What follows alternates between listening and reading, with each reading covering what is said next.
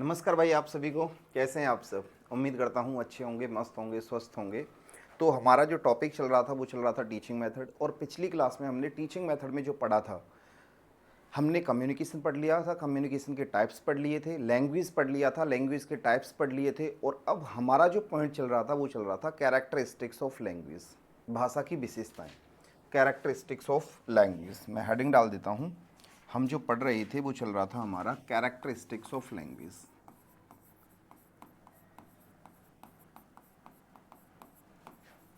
Of a language. एक भाषा की विशेषताएं, एक भाषा को कैसा होना चाहिए, एक अच्छी भाषा कैसी होती है, एक अच्छी भाषा के अंदर क्या क्या क्वालिटीज़ होनी चाहिए, ये पॉइंट हमारा चल रहा था। तो इसमें अगर आपको याद होगा, मैंने सबसे पहले एक पॉइंट लिखाया था आपके लिए कि अ गुड लैंग्वेज, एक जो अच्छी भाषा होती है, should be dynamic not static. ये पॉइंट मैंने आपको एक्सप्लेन भी कर दिया था, समझा भी दिया था। एक अच्छी भाषा की विशेषता होती है कि जो एक अच्छी लैंग्वेज होती है ना, वो डायनामिक होती है, स्टैटिक नहीं होती है। एक अच्छी भाषा परिवर्तनशील होती है, ऐसा नहीं है कि वो स्थिर हो, उसमें आप चेंजेस नहीं कर सकते। एक भाषा के अंदर समय समय पर चेंजेस होते रहने चाहिए, समय समय पर उसमें परिवर्तन होने रहते नहीं चाहिए। क्यों रहने चाहिए सर? इसके पीछे रीज़न ये है मेरे भाई, क्योंकि किसी भी चीज़ की जब बनाते हैं हम उसे, तो उस समय के हिसाब से या उस समय की सिचुएशन के हिसाब से बनाते हैं। अब आने वाला जो समय है वो ऐसा ही रहेगा या उसमें क्या क्या परिवर्तन होने वाले हैं, तो उन चीज़ों में भी तो समय के साथ में परिवर्तन होने चाहिए। अगर समय के साथ उसमें चेंजेस नहीं करेंगे तो वो चीज़ें लंबे समय तक नहीं चल पाएंगी। ये पॉइंट मैंने आपको एक्सप्लेन कर दिया था। अगला पॉइंट क्या है? अगला पॉइंट है अ गुड लैंग्वेज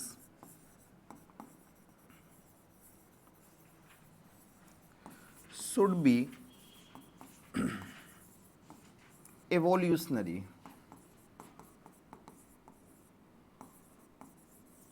इन नेचर। एक जो अच्छी भाषा है ना, उसे एवोल्यूशनरी होना चाहिए नेचर के हिसाब से। एवोल्यूशनरी का मतलब क्या होता है सर? एवोल्यूशनरी का मतलब होता है, मेरे दोस्त ध्यान रखना, घुलनशील।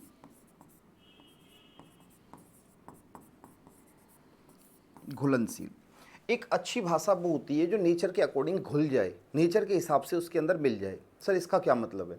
इसका ये मतलब है कि मुझे एक बात बताओ देखो, आप सभी इस बात को जानते हैं कि हमारी कंट्री के अंदर, इवन हमारी कंट्री को ही उठा लें तो हमारी कंट्री के अंदर बहुत सारे स्टेट हैं, और उन स्टेट के ओरिजिन के हिसाब से हर जगह बोलने की टोन अलग अलग होती है। हमारे राजस्थान में जो लोग बोलने की टोन होती है उनकी अलग टोन होती है, हरियाणा के लोग अलग टोन में बोलते हैं, पंजाब के लोग अलग टोन में बोलते हैं, बिहार के लोग अलग टोन में बोलते हैं। तो सभी लोगों के बोलने की टोन उनके ओरिजिन के हिसाब से अलग अलग होती है। अब एक अच्छी भाषा वो होती है जो हर टोन में जाकर के अपने आप को मिला ले। ऐसा नहीं है कि उस क्षेत्र के लोगों को बोलने में उस टोन में प्रॉब्लम आए, उस टोन के हिसाब से वो प्रोनाउंस ना कर पाए वर्ड्स को। अगर उनको वर्ड्स प्रोनाउंस करने में दिक्कत आएगी तो इसका मतलब वो वर्ड्स को प्रोनाउंस नहीं करेंगे, और जब वो वर्ड्स को प्रोनाउंस नहीं कर पाएंगे तो फिर बताइए वो उस भाषा को यूज़ कैसे करेंगे? तो एक अच्छी भाषा वो होती है जो नेचर के हिसाब से, हर ओरिजिन के हिसाब से उसमें घुल जाए, हर टोन के हिसाब से अपने आप को मिला ले, और उस जगह के जो लोग हैं ना वो आराम से उसको बोल पाएँ। क्लियर है? चलिए, अगला पॉइंट क्या है सर? अगला पॉइंट ये है मेरे भाई, अ गुड लैंग्वेज, एक जो अच्छी भाषा होती है,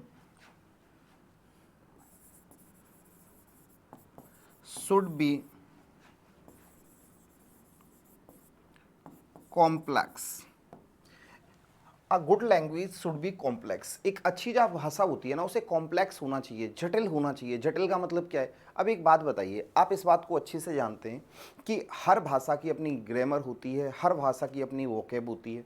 अब एक बात बताइए, जो हमारा ओरिजिन है, उस ओरिजिन की जो भाषा है हमारी, जैसे हम राजस्थान के रहने वाले हैं तो हमारी भाषा है राजस्थानी। अब राजस्थानी भाषा की जो ग्रामर है, राजस्थानी भाषा के जो वोकैब के वर्ड्स हैं, उनको हमें पढ़ने में कोई दिक्कत नहीं आती, क्योंकि हमारे नेचर में मिले हुए हैं वो चीज़ें, तो हमें उनको करने में कोई दिक्कत नहीं है, बहुत ईजी है, आराम से हो जाती है। लेकिन वहीं अगर हम इंग्लिश लैंग्वेज की बात करने जाते हैं तो इंग्लिश लैंग्वेज की ग्रामर बिल्कुल अलग होती है। इंग्लिश लैंग्वेज का पैटर्न बिल्कुल अलग होता है, सेंटेंस मेकिंग का पैटर्न बिल्कुल अलग होता है। इंग्लिश लैंग्वेज के जो वोकैब के वर्ड्स होते हैं वो बिल्कुल अलग होते हैं, डिफरेंट होते हैं। तो उनको हमें पढ़ने में कितनी प्रॉब्लम्स क्रिएट होती हैं? बिल्कुल होती हैं सर। तो एक अच्छी भाषा जो होती है ना, वो एक जटिल मिश्रण बनता है, कॉम्प्लेक्स होल बनता है। कॉम्प्लेक्स होल लिख लेना आगे। A good language should be complex whole. एक जो अच्छी भाषा होती है ना, वो एक जटिल मिश्रण तैयार करती है।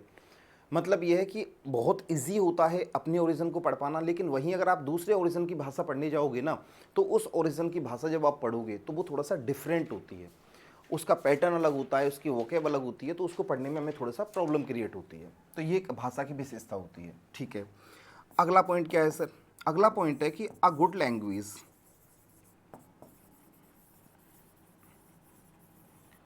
Is a system of systems. इस वाले पॉइंट को अच्छे से देखना। एक जो भाषा होती है ना, अच्छी भाषा, वो काफ़ी सारे सिस्टम को मिलाकर के एक सिस्टम तैयार करती है। सर कैसे? एक भाषा, एक अच्छी भाषा एक ऐसा सिस्टम है ऑफ सिस्टम्स जो बहुत सारे सिस्टम से मिलके बनता है। एक बात बताइए, हमारी बॉडी है, हाँ, हमारी बॉडी भी अपने आप में एक सिस्टम है, और इस बॉडी सिस्टम के अंदर बहुत सारे सिस्टम अलग अलग काम करते हैं। ईयर्स का सिस्टम अलग काम करता है, नोज का सिस्टम अलग काम करता है ना, लिप्स का सिस्टम अलग काम करता है, आइज़ का सिस्टम अलग काम करता है। जब ये सारे सिस्टम सही तरीके से काम करते हैं तब जाके हमारी जो बॉडी का सिस्टम है ना, वो प्रॉपर काम करता है। अगर ये सिस्टम्स काम ना करें तो हमारा बॉडी सिस्टम जो है ना, वो प्रॉपर काम कर ही नहीं पाएगा। तो एक बॉडी सिस्टम जो है ना, वो बहुत सारे सिस्टम को मिलकर बना हुआ है, बिल्कुल सही है। ऐसे ही एक जो अच्छी लैंग्वेज होती है ना, वो एक ऐसा सिस्टम है जिसमें बहुत सारे सिस्टम मिले हुए हैं, बहुत सारे सिस्टम को मिला करके ये बनाया गया है। अब बात ये आती है कि सर एक लैंग्वेज में कितने सिस्टम काम करते हैं? तो एक लैंग्वेज के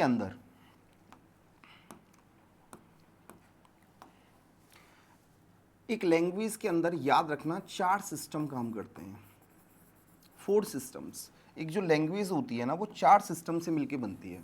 सर 4 सिस्टम कौन कौन से हैं बताता हूँ आपको, ध्यान से सुनना। सबसे पहला सिस्टम होता है जिसे कहा जाता है मोर्फोलॉजी। दूसरा फोनोलॉजी। तीसरा सेमेंटिक्स। चौथा सिंटैक्स। एक जो भाषा होती है ना, एक भाषा के अंदर 4 सिस्टम काम करते हैं। पेपर में डायरेक्ट क्वेश्चन बनता है यहाँ से, और वो क्वेश्चन कैसे बनता है कि बताइए इनमें से कौन सा सिस्टम लैंग्वेज सिस्टम है, या इनमें से कौन सा सिस्टम लैंग्वेज सिस्टम नहीं है। इनमें से वो 3 ऑप्शन आपको दे देगा, एक गायब कर देगा, बोलेगा बताइए इसकी जगह कोई और डाल देगा, तो बताओ इनमें से कौन सा सिस्टम नहीं है।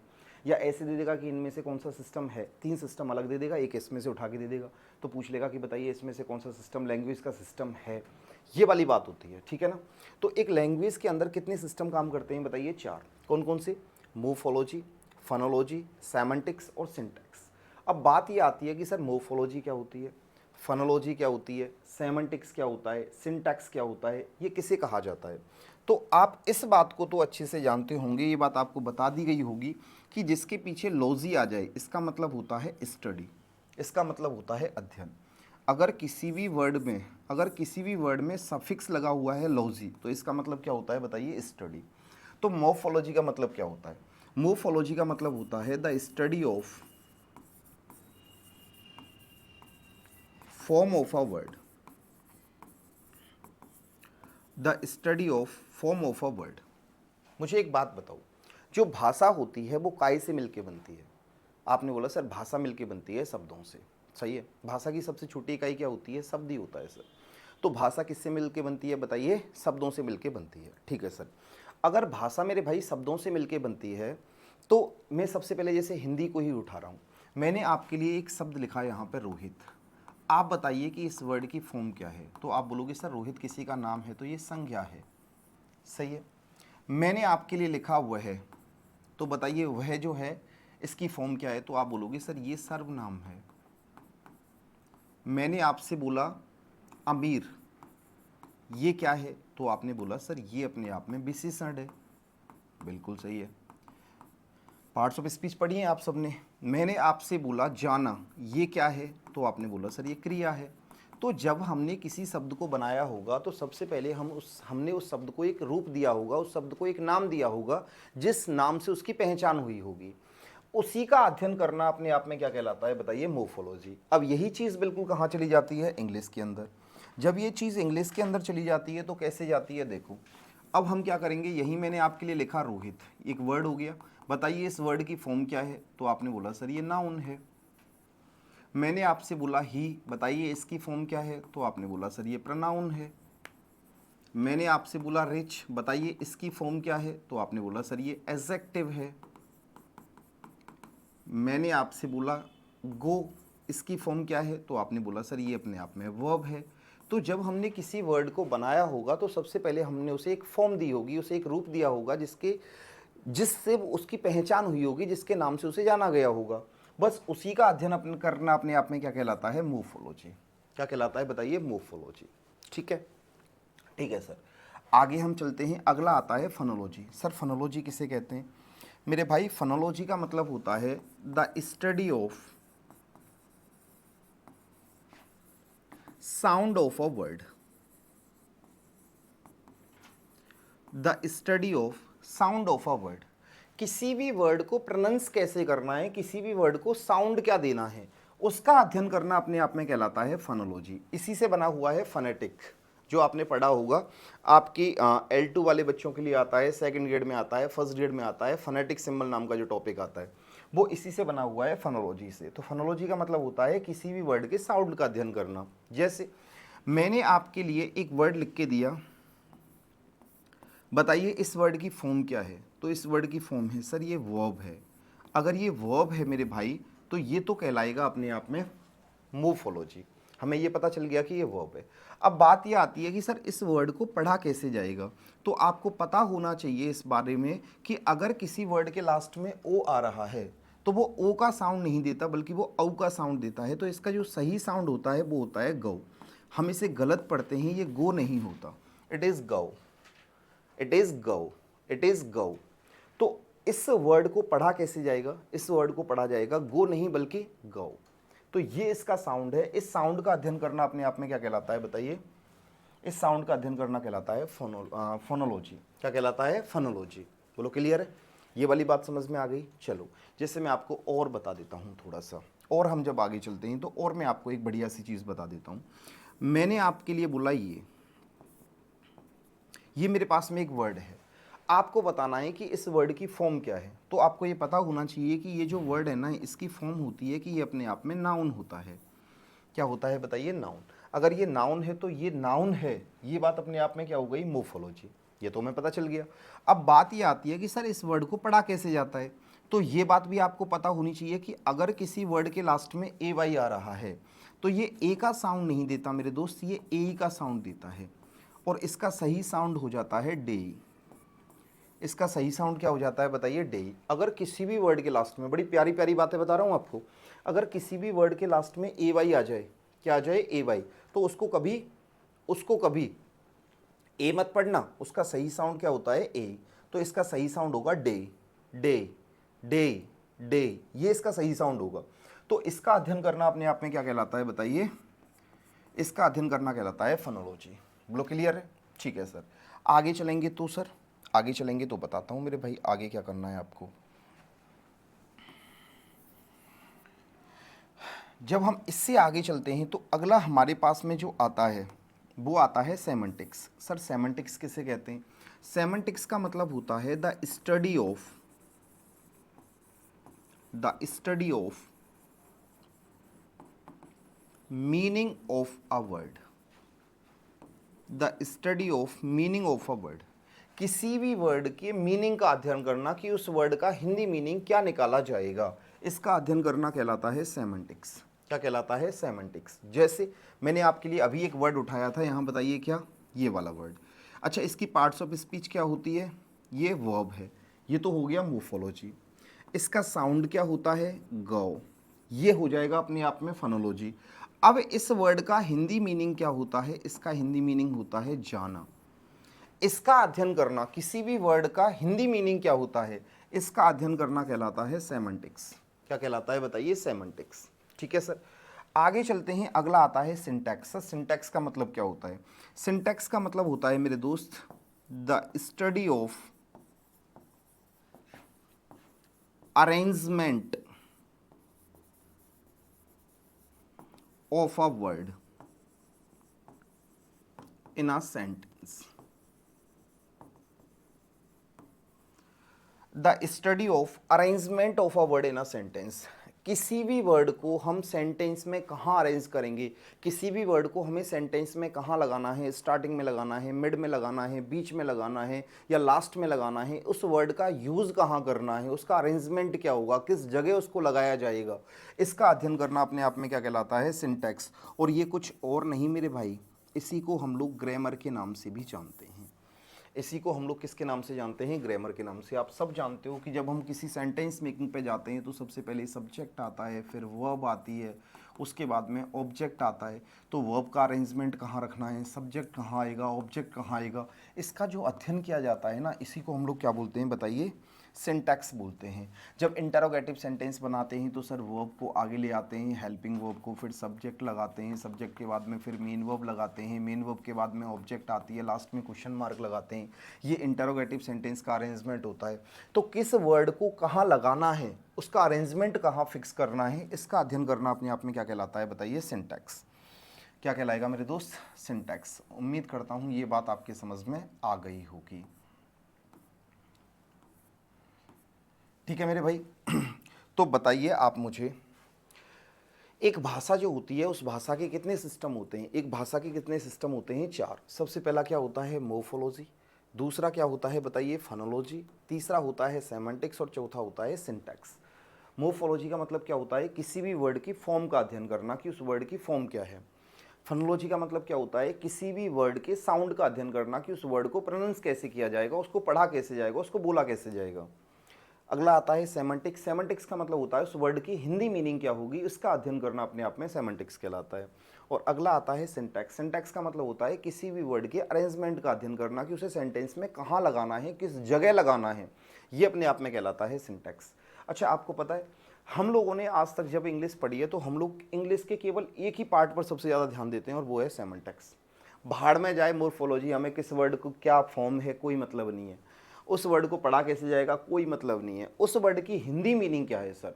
जब हम ऑफलाइन में पढ़ा रहे होते हैं तो ऑफलाइन में सबसे पहले बच्चे को जैसे ही हम कोई इंग्लिश का वर्ड लिखते हैं ना, सबसे पहला क्वेश्चन आता है, सर इसका हिंदी मीनिंग क्या होगा सर, सर इसका हिंदी मीनिंग क्या होगा सर। मतलब आपने अपनी पूरी जी जान लगा रखी है काय के लिए, सेमेंटिक्स के लिए। गुरुजी सेमेंटिक्स बता दो। आपको पता है, आप किसी भी डिक्शनरी को लेके आना मेरे दोस्त, किसी भी डिक्शनरी को लेके आना, उस डिक्शनरी के अंदर ये चारों पार्ट आते हैं, हमेशा चारों पार्ट आते हैं। सबसे पहले कोई वर्ड आएगा, उस वर्ड के जस्ट सामने उसकी फॉर्म लिखी होगी कोष्ठक में, जिसको हम क्या बोलेंगे, मोर्फोलॉजी। उसके सामने उस वर्ड को प्रोनाउंस करके लिख रखा होगा कि इस वर्ड को ऐसे पढ़ना है, वो अपने आप में क्या हो जाएगा, फोनोलॉजी। उसके सामने उसका हिंदी मीनिंग लिखा होता है कि इसको हिंदी में ये बोला जाता है, ये हो जाएगा सेमेंटिक्स। और नीचे एक एग्जाम्पल दे रखा होता है उस वर्ड को सेंटेंस में अप्लाई करके, ताकि आपको ये पता चल जाए कि इस वर्ड को सेंटेंस में यहाँ अरेंज किया जाएगा। तो ये अपने आप में क्या हो जाएगा बताइए, सिंटैक्स। एक डिक्शनरी के अंदर ये चारों चीज़ें होती हैं, लेकिन हम लोग सबसे ज़्यादा हमारा फोकस होता है उसके सेमेंटिक्स पे।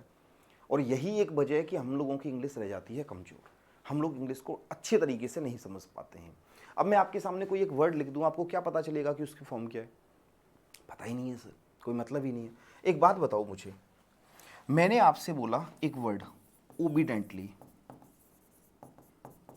बताइए इस वर्ड की मोर्फोलॉजी क्या है, इस वर्ड की मोर्फोलॉजी क्या है, इस वर्ड की फॉर्म क्या है। ये आपका काम है, आप मुझे कमेंट बॉक्स में बताओगे कि ओबीडेंटली की फॉर्म क्या होती है, ओबीडेंटली की मोर्फोलॉजी क्या होती है, ये आप मुझे बताओगे। हिंदी मीनिंग सेमेंटिक्स आपको पता होगा, फोनोलॉजी आप इसकी निकाल लोगे, सिंटैक्स एक इसे सेंटेंस में अरेंज करके भी मुझे बता देना कि इसे सेंटेंस में कैसे अप्लाई करोगे इस वर्ड को। ये आपका टास्क है मेरे भाई, ठीक है, ये आप लोगों का टास्क है, ये आपको कंप्लीट करना है, ठीक है। तो ये हो गया, यहां तक नोट डाउन करो, उसके बाद फिर हम कहानी को लेके आगे चलेंगे।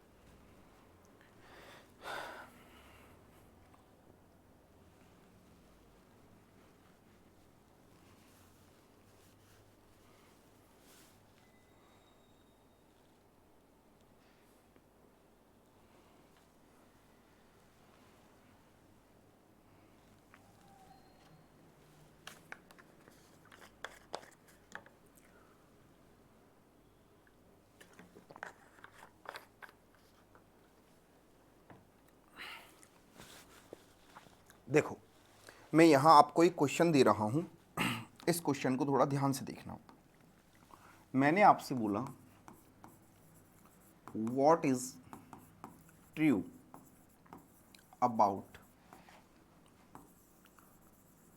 सेमेंटिक्स। बताइए इसमें से सेमेंटिक्स के बारे में क्या सही है। Option number A, it is the study of sound.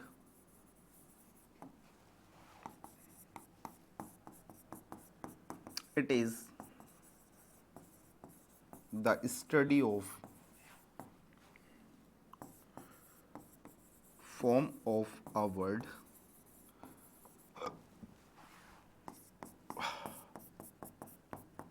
It is the study of meaning of a word.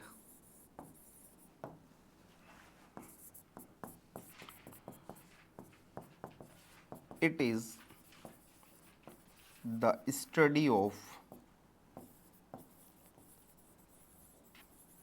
Arrangement of a word. ये दे दिया मैंने आपको। बताइए इसका सही आंसर क्या होना चाहिए मेरे भाई, बताओ इसका सही आंसर क्या होना चाहिए। क्या करोगे आप यहाँ, ऐसी कंडीशन में आप लोग यहाँ क्या करोगे, बताइए। तो आप सबको ये बात पता होनी चाहिए। मैंने अभी आपको बताया था what is true about semantics. बताइए सेमेंटिक्स के बारे में क्या सही है। तो सर सेमेंटिक्स जो होता है ना, वो किसी भी वर्ड के हिंदी मीनिंग का अध्ययन करना होता है। Word meaning of a word, किसी भी वर्ड के मीनिंग का अध्ययन करना। तो इसका जो सही आंसर हो जाएगा वो हो जाएगा सी। ये भी गलत है, ये भी गलत है और ये भी गलत है। इस तरीके से आ जाएगा। बोलो क्लियर है, आ गई यहाँ तक बात समझ में। चलिए एक और सेंटेंस आपको दे देता हूँ, देखिए।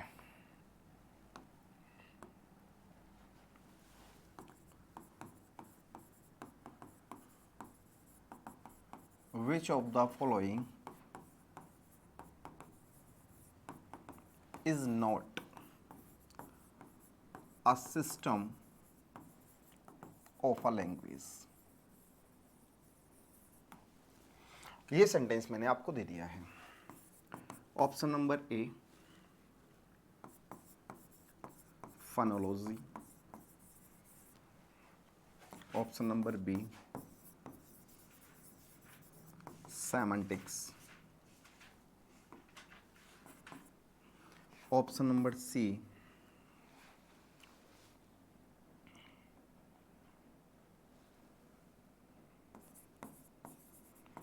Vocabulary, option number D syntax. बताइए क्या है इसका सही आंसर, क्या हो जाएगा। जब मैं इसके सही आंसर की बात करूंगा मेरे भाई, तो आपको पता होना चाहिए कि इनमें से कौन सा लैंग्वेज का सिस्टम नहीं है। देखो फोनोलॉजी सिस्टम होता है, साउंड को पढ़ते हैं। सेमेंटिक्स बिल्कुल सही है सर, ये भी अपने आप में वर्ड की मीनिंग का अध्ययन करते हैं। अब वोकैब सर अपने आप में सिस्टम थोड़ी ना है, वोकैब तो अपने आप में पार्ट है, इसका सिस्टम का हिस्सा थोड़ी ना है। सिंटैक्स ये भी सही है, अरेंजमेंट का अध्ययन करते हैं। तो इसका सही आंसर हो जाएगा सी। सी इसका सही आंसर हो जाएगा। ऐसे मेरे भाई क्वेश्चन आएगा आपके लिए। क्लियर है। तो यहाँ तक ये बात उम्मीद करता हूँ आपकी समझ में आ गई होगी अच्छे से। तो एक जो भाषा होती है, बताइए वो कितने सिस्टम से मिलकर बनती है। 4 सिस्टम से, मोर्फोलॉजी, फोनोलॉजी, सेमेंटिक्स और सिंटैक्स। इनको अच्छे से तैयार कर लेना, पेपर में क्वेश्चन 100% बनता ही बनता है मेरे दोस्त इसका। ठीक है, चलिए आगे चलते हैं। और अगला हमारा जो पॉइंट आता है वो आता है characteristics of the English language.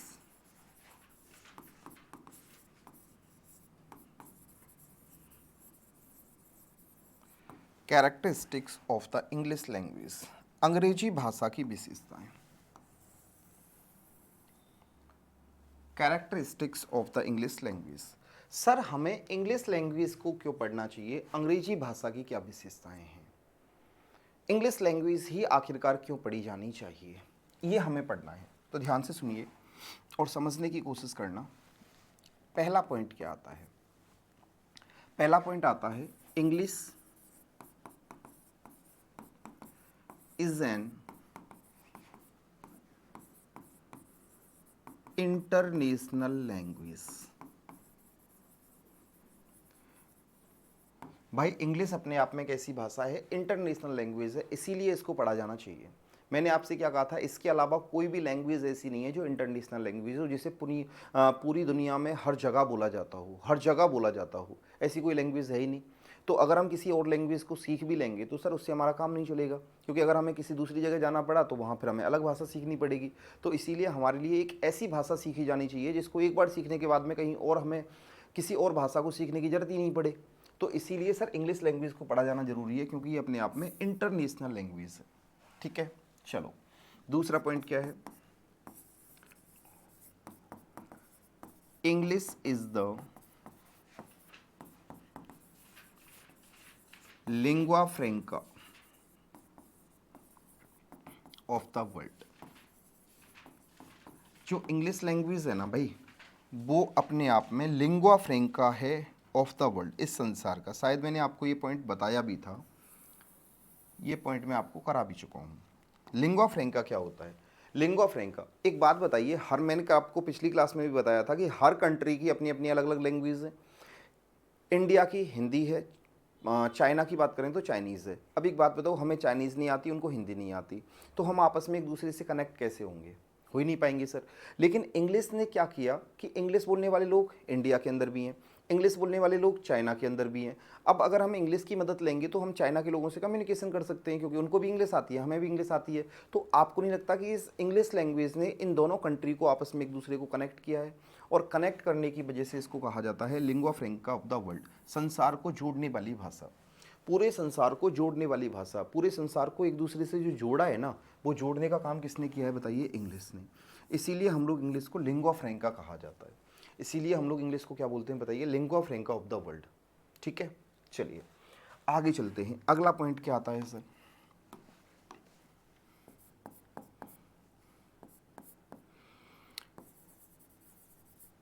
English is the language of science.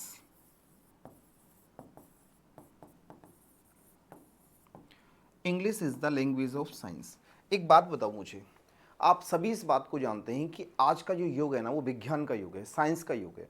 बिना साइंस के कोई कंट्री डेवलपमेंट नहीं कर सकती, कोई इंसान तरक्की नहीं कर सकता, क्योंकि बिना विज्ञान की आज हम सब अधूरे हैं। अगर बात विज्ञान की आती है तो साइंस को पढ़ने के लिए सिर्फ एक ही भाषा का इस्तेमाल किया जाता है, और वो कौन सी भाषा है? इंग्लिश। तो बिना विज्ञान के आज का इंसान जीवित नहीं रह सकता, और साइंस को पढ़ने के लिए हमें किसकी ज़रूरत पड़ेगी? इंग्लिश की ज़रूरत पड़ने वाली है। तो इसीलिए भाई इंग्लिश को पढ़ना तो हमारे लिए बेहद इंपॉर्टेंट काम हो जाता है, क्योंकि ये किसकी भाषा है बताइए? साइंस की। सर अगला पॉइंट क्या है? इंग्लिश इज द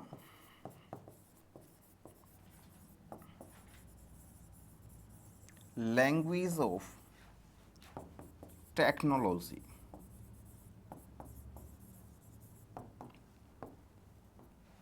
एक बात बताइए, आपको नहीं लगता कि आज हर इंसान अधूरा है बिना टेक्नोलॉजी के? अगर आज के युग में आपको FB चलाना नहीं आता, फेसबुक चलाना नहीं आता, आपको इंस्टा चलाना नहीं आता, आपको टेलीग्राम चलाना नहीं आता, आपको व्हाट्सअप चलाना नहीं आता, तो आप अपने आप को लिटरेट कह सकते हो, पढ़ा लिखा? नहीं कह सकते सर। अगर आप नहीं कह सकते, अगर आपको कंप्यूटर चलाना नहीं आता, तो आप अपने आप को पढ़ा लिखा कैसे कहोगे? नहीं कह सकते। और अगर आपको कंप्यूटर सीखना है, अगर आपको FB चलानी है, अगर आपको इंस्टा चलाना है, अगर आपको टेलीग्राम चलाना है, तो ये सारे के सारे सिर्फ एक ही लैंग्वेज में आपको देखने को मिलते हैं, और वो कौन सी लैंग्वेज है बताइए? English language. तो बिना इंग्लिश लैंग्वेज के तो आप टेक्नोलॉजी में ही नहीं आगे आओगे, और बिना टेक्नोलॉजी के आज का इंसान कुछ नहीं है। तो इसीलिए अगर टेक्नोलॉजी में अपने आप को फॉरवर्ड करना है तो आपको इंग्लिश सीखनी पड़ेगी। तो इंग्लिश को सीखना इसलिए भी हमारे लिए इंपॉर्टेंट हो जाता है कि इंग्लिश अपने आप में कौन सी लैंग्वेज है बताइए?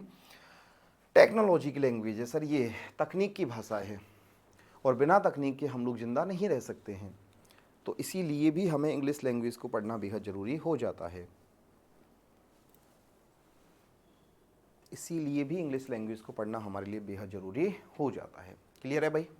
यहाँ तक मेरी बात समझ में आ गई?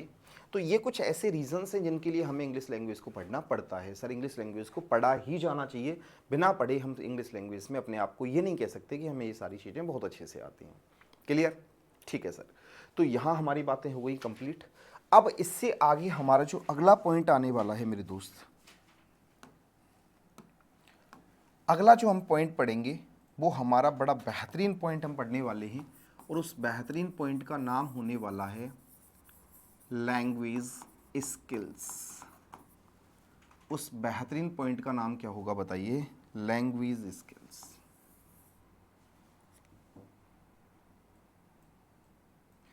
अब सर ये लैंग्वेज स्किल्स क्या होता है, लैंग्वेज स्किल किसे कहा जाता है, लैंग्वेज स्किल को कैसे पढ़ा जाना है, इन सारी चीज़ों के बारे में हम डिस्कस करेंगे, लेकिन आज नहीं कल।